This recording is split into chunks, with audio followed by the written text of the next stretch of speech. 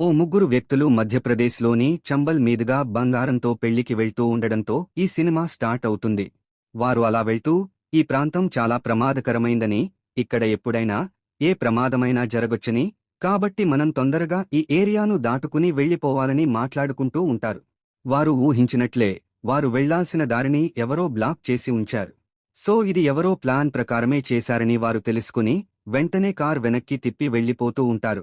అయితే అప్పుడే జుగ్నో, సుఖ, బలి మరియు చోటా అనే ఓ నలుగురు దారిదోపిడీ దొంగలు వారిపై కాల్పులు జరిపి అక్కడికి వచ్చి వారందరినీ చంపి వారు పెళ్లికి తీసుకుని వెళ్తున్న బంగారాన్ని దోచుకుంటారు. ఆ దోచుకున్న బంగారాన్ని తివారీ అనే వ్యక్తికి అమ్మి డబ్బు తీసుకుంటారు. ఈ డీలింగ్ మొత్తం కూడా ఓ మూవీ థియేటర్లో జరుగుతుంది. ఆ థియేటర్లో కబీర్ సింగ్ మూవీ ఆడుతూ ఉంటుంది. ఆ మూవీలోని హీరోయిన్ ప్రీతిని చూసిన సుఖ తనకి కూడా అలాంటి అందమైన అమ్మాయిని పెళ్లి చేసుకోవాలని ఉందని తన తోటి వారికి చెప్తాడు. తరువాత తివారీ వారికి అప్పగించిన మరొక డీల్ గురించి మాట్లాడుకుంటూ వెళ్తూ ఉంటారు. అలా వారు వెళ్తున్న దారిలో రైల్వే క్రాసింగ్ దగ్గర గేట్ పడడంతో వెయిట్ చేస్తూ ఉంటారు. అప్పుడే వారి ముందు ఓ బస్ వచ్చి ఆగుతుంది. అందులో ఈ సినిమాలోని హీరోయిన్ అయినటువంటి అపూర్వ ఉంటుంది. ఆమె తన బాయ్ ఫ్రెండ్ సిద్ధార్థ్కి తన బర్త్డేకి రావట్లేదని అబద్ధం చెప్తూ అతనికి సర్ప్రైజ్ ఇవ్వడానికి ఇంట్లో వారికి కూడా చెప్పకుండా ఆగ్రాకి వెళ్తూ ఉంటుంది. కాసేపటికి ట్రైన్ వెళ్లిపోవడంతో అక్కడ ఉన్న వెహికల్స్ అన్నీ వెళ్లిపోతాయి. అయితే జుగ్నో వెళ్తున్న కార్ ముందే అపూర్వ ఉన్న బస్సు కూడా వెళ్తూ ఉంటుంది. జుగ్నో ఆ బస్ను క్రాస్ చేసి ముందుకు వెళ్లడానికి చాలాసేపటి నుండి హారన్ కొడుతున్నా సరే, అది ఆ బస్ డ్రైవర్ దాన్ని పట్టించుకోకుండా వారు వెళ్లేందుకు దారి ఇవ్వకుండా వెళ్తూ ఉంటాడు. దానితో సుఖ మరియు చోటా, నీకు వయసు అయిపోయింది, అందుకే నీకు బస్ డ్రైవర్ కూడా భయపడట్లేదు అంటూ ఎగతాళి చేస్తారు. దానితో జుగ్నో కోపంతో తన కార్ను రోడ్ సైడ్కి దింపి మరీ బస్ను క్రాస్ చేసి ఆ బస్ డ్రైవర్ను చంపేస్తాడు. దీనితో ఆ బస్లోని వారంతా కూడా భయపడిపోతారు. అప్పుడే సుఖ, బలి మరియు చోటా బస్లోకి వెళ్లి పాసింజర్స్ అందరినీ భయపెట్టి వారి దగ్గర ఉన్న డబ్బు, బంగారం మరియు ఫోన్స్ను దోచుకోవటం స్టార్ట్ చేస్తారు. ఇది చూసిన అపూర్వ సిద్ధార్థ్తో కాంటాక్ట్ మిస్ అవకుండా ఉండేందుకు తన ఫోన్ని తాను కూర్చున్న సీట్ కింద దాచేసి బంగారం మరియు డబ్బును వాళ్లకి ఇచ్చేస్తుంది. ఇక ఆ ముగ్గురు వాళ్ల దగ్గర ఉన్నదంతా దోచుకుని వెళ్లిపోతూ ఉన్న టైంలో అపూర్వ ఫోన్కి సిద్ధార్థ్ ఫోన్ చేయడంతో ఆ ఫోన్ వైబ్రేట్ అవుతుంది. ఆ సౌండ్స్ విన్న సుఖ ఆమె ఫోన్ను తీసుకుని లిఫ్ట్ చేసి సిద్ధార్థ్తో అపూర్వ గురించి తప్పుగా మాట్లాడతాడు. దీనితో సిద్ధార్థ్ నిన్ను చంపేస్తాను అంటూ సుఖపై కోపడతాడు. దానికి సుఖ, అవునా? నీ అపూర్వ నా దగ్గరే ఉంది, అలాగే నన్ను చంపి తీసుకుని వెళ్ళు అని చెప్పి ఫోన్ అక్కడే పడేసి బలవంతంగా అపూర్వని తనతో పాటు తీసుకుని వెళ్తారు. ఇప్పుడు సిద్ధార్థ్ అపూర్వ ఫోన్కి మళ్లీ కాల్ చేసినప్పుడు ఓ ప్యాసింజర్ కాల్ లిఫ్ట్ చేసి వాళ్లు అపూర్వను తీసుకెళ్లిపోయారని చెప్తాడు. దీనితో అపూర్వని ఎలాగైనా కాపాడాలి అని సిద్ధార్థ్ వెంటనే అక్కడి నుండి బయలుదేరతాడు. ఇప్పుడు మనకు అపూర్వ యొక్క ఫ్లాష్ బ్యాక్ను చూపిస్తారు. ప్రస్తుతం పెళ్లి చేసుకోవడం ఇష్టం లేని అపూర్వ తన పేరెంట్స్ కోసం ఓ పెళ్లి చూపులకు ఒప్పుకుంటుంది. ఆ పెళ్లి చూపులకి వచ్చింది మరెవరో కాదు, సిద్ధార్థ్. సిద్ధార్థ్ను చూడగానే, అతనితో మాట్లాడగానే అపూర్వ అతనితో పెళ్లికి ఒప్పుకుంటుంది. సిద్ధార్థ్కి కూడా అపూర్వ బాగా నచ్చుతుంది. దానితో ఆ పెళ్లి చూపులు తరువాత ఇద్దరూ తరచూ కలిసి మాట్లాడుకుంటూ మరింత క్లోజ్ అవుతారు. ఇలా వారిద్దరూ ఒకరితో ఒకరు ప్రేమలో పడతారు. ఓ రోజు అపూర్వ సిద్ధార్థ్తో తాను ఓ కోర్స్ నేర్చుకోవడానికి ఢిల్లీకి వెళ్లాలి అనుకుంటున్నానని చెబుతుంది. దానికి సిద్ధార్థ్ కూడా ఒప్పుకుంటాడు. అలా కొన్ని రోజుల తర్వాత అపూర్వ సిద్ధార్థ్లకు ఎంగేజ్మెంట్ జరుగుతుంది. ఆ ఎంగేజ్మెంట్ తర్వాత సిద్ధార్థ్ తాను ఇప్పుడు పనిచేస్తున్న బ్యాంక్లో ట్రాన్స్ఫర్కు అప్లై చేశానని, కాబట్టి ఇక మనం ఇద్దరం కలిసి హ్యాపీగా ఢిల్లీలో ఒకే చోట ఉండొచ్చు అని చెప్తాడు. ఇటువైపు బస్ దగ్గరికి చేరుకున్న పోలీస్ వాళ్లు ఆ బస్లోని ప్యాసింజర్స్ను ఎంక్వైరీ చేస్తూ ఉంటారు. అప్పుడే అక్కడికి సిద్ధార్థ్ వచ్చి ఇన్స్పెక్టర్కి అపూర్వ ఫోటోను చూపించి ఆ ముఠా అపూర్వని తమతో పాటు బలవంతంగా తీసుకువెళ్లిపోయారని జరిగిందంతా చెప్తాడు. అయితే ఆ ఇన్స్పెక్టర్, ఈ రూట్లో చెక్ పోస్ట్ కూడా ఉంది, కానీ వారి కార్ ఆ చెక్ పోస్ట్ గుండా వెళ్లలేదని తెలిసింది.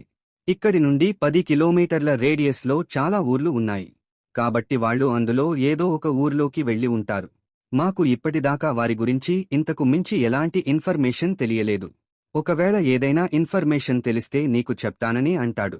ఇది అంతా విన్న సిద్ధార్థ్కి తాను ఇన్స్పెక్టర్పై ఆధారపడితే తన అపూర్వని కాపాడుకోలేనని భావించి అపూర్వని కనిపెట్టేందుకు తన ప్రయత్నాలు తాను చేయడం స్టార్ట్ చేస్తాడు.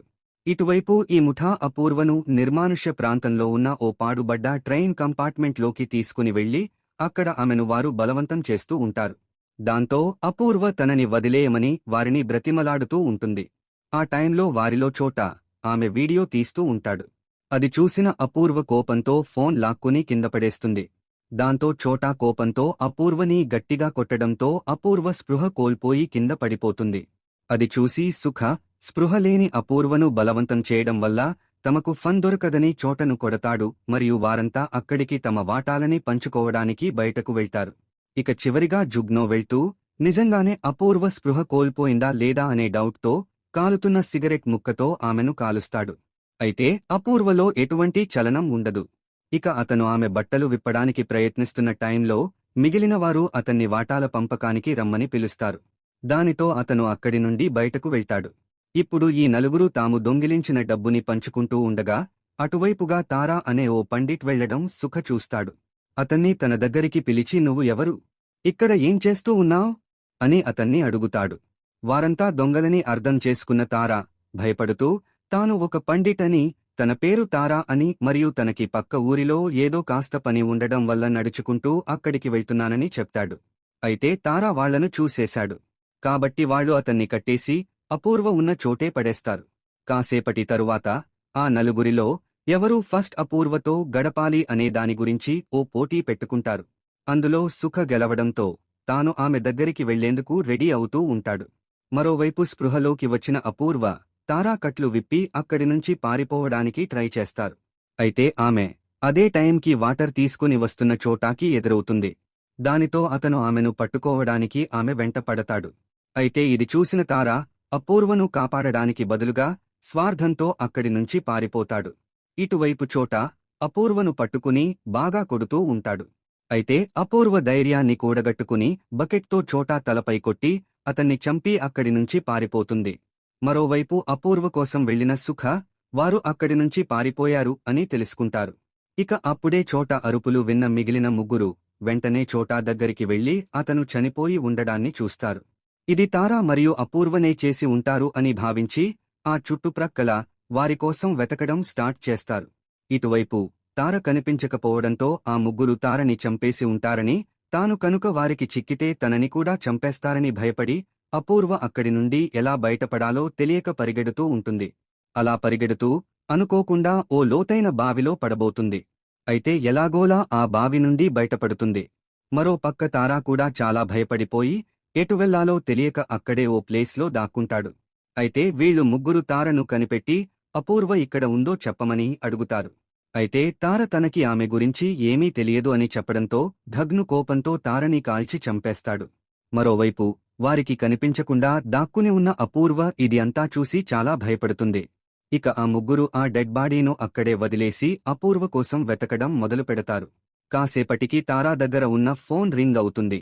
ఆ సౌండ్ విన్న అపూర్వ వెంటనే తారా దగ్గరికి వచ్చి ఆ ఫోన్ను తీసుకుని పారిపోతుంది. మరోవైపు ఈ సౌండ్ విన్న ఈ ముగ్గురు కూడా తారా డెడ్ బాడీ దగ్గరికి వచ్చి చెక్ చేస్తారు. అక్కడ ఫోన్ కనిపించకపోవడంతో అపూర్వనే ఆ ఫోన్ తీసుకుని వెళ్లి ఉంటుందని, ఇప్పుడు కనుక తాము అపూర్వను పట్టుకోలేకపోతే ఆమె పోలీసులకు కాల్ చేస్తుంది.